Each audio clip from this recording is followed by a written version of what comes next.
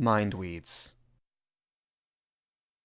Just after you have lost an intense set, I think you do not feel so good.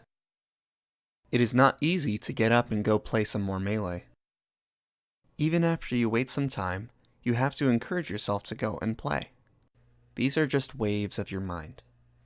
In pure Melee, there should not be any waves in your mind.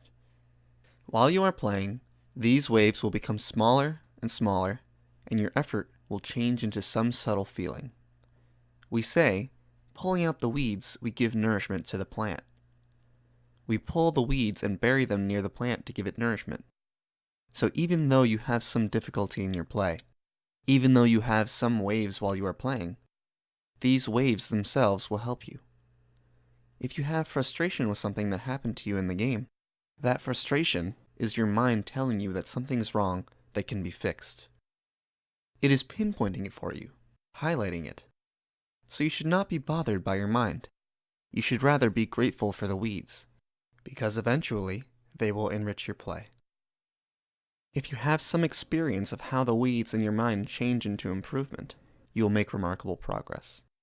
You will feel the progress. You will feel how they change into improvement.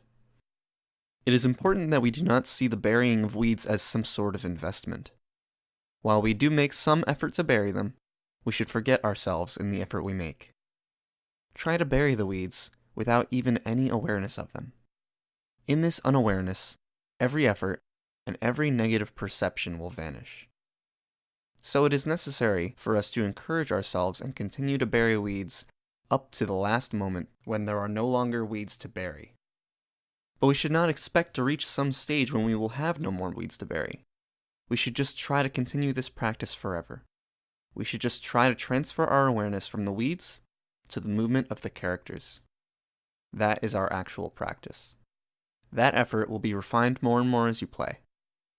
At first, it is difficult because we have trained ourselves to see weeds as nuisances in our lives, so the effort you make is quite rough and impure.